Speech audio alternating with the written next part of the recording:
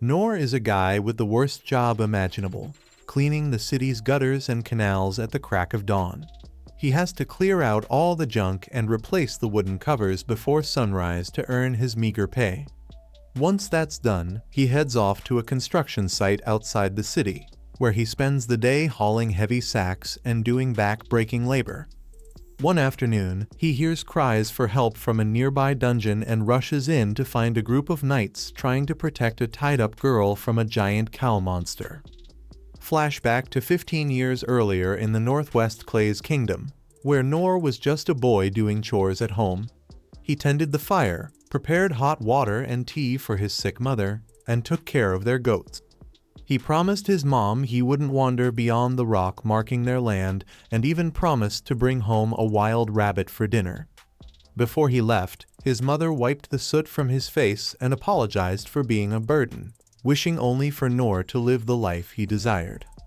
That night, Noor made rabbit soup for dinner, but when he brought a bowl to his mother, he found she had passed away. He buried her next to his father and began his life alone. Noor did his best to manage the garden, hunt, care for the animals, and keep the house clean. He even tried to read the dull books left behind. Despite his efforts, he was lonely, with no one to share his meals. One night, while exploring the house, Noor stumbled upon a book that his father used to read to him.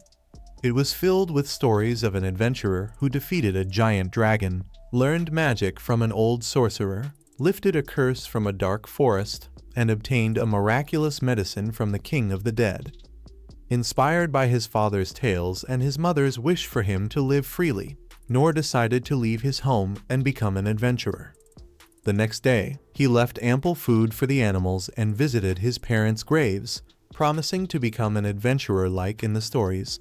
Noor stepped beyond the stones marking their land and ventured into the world. After several days, he reached a city and asked the soldiers for directions to the Adventurers Guild. His eyes filled with wonder as he entered civilization for the first time, passing vendors and even spotting an adventurer. At the guild, Noor was initially dismissed by the man at the counter for being too young. However, after explaining that his parents were deceased, the man directed him to the Royal Training School, where he could learn the necessary skills to become an adventurer. Noor eagerly headed to the Academy for Swordsmanship, determined to become a swordsman who could defeat a dragon with a single swing. Training at the Academy was intense, but Noor persevered. He practiced tirelessly, even when others awakened their powers. Despite his efforts, the instructor eventually informed him that he lacked talent for the sword and suggested he try another path. Noor then trained at the Warrior and Tank School, building his muscles and learning to pull weights. But again, he was told that he was not suited for this path. He continued to other schools, including the Hunters, Thieves, Magicians, and Cleric schools. But each time he was informed that he did not have the necessary skills or talents. Disheartened, Noor returned to the Adventurers Guild, where the man was surprised to learn that Noor had not gained any useful skills after 3 months at each school. With a heavy heart, the man had to reject Noor's application to be an adventurer. Noor left the city, his dreams shattered, knowing he was not destined to be an adventurer. Noor returns to his home and heads to his parents' grave, apologizing for failing them. He admits his lack of talents but refuses to give up, deciding to train even harder. He carves a wooden sword and, following his instructor's advice, practices the single skill he knows, hoping to master new ones. Without proper equipment, Noor practices his parrying skills with ropes and sticks, training day and night for a year until he can parry 10 swords in one breath. Despite not unlocking new skills, he remains hopeful as his parrying improves. Over the next 3 years, Noor grows stronger, his training dummies becoming larger and more organized.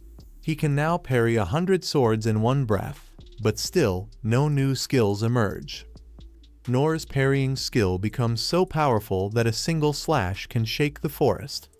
After 14 years of relentless training, he can parry 1,000 wooden swords at once, but is still unsatisfied with his lack of new skills. Determined, Noor bids farewell to his parents' graves and heads to town. At the Adventurers Guild, he submits a form listing his skills: parry, low heel, stone throw, feather step, and tiny flame. The receptionist suggests training school, but Noor insists he's already been through it.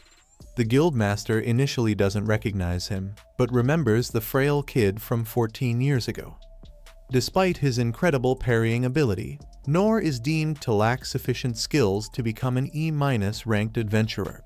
The guildmaster, however, assigns him the extinct F rank, the lowest rank with many restrictions. Noor accepts this and gets his adventurer license. Overjoyed, he starts taking quests in town, using his skills to become useful to the townspeople. One day, Noor hears a girl's screams from a cave. Rushing to help, he finds a minotaur attacking her. Despite Knight's efforts, they are no match for the monster. Noor uses his parrying skill to distract the monster, allowing the girl to escape, but she's too terrified to move.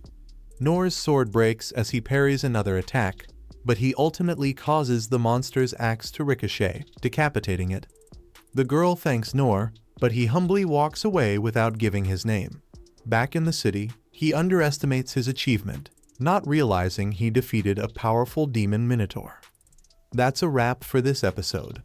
If Noor's epic saga tugged at your heartstrings or tickled your fancy, smash that like button and hit subscribe for more anime adventures. Thanks for watching, and remember, even if life hands you a tiny flame, you can still light up the world. Bye bye.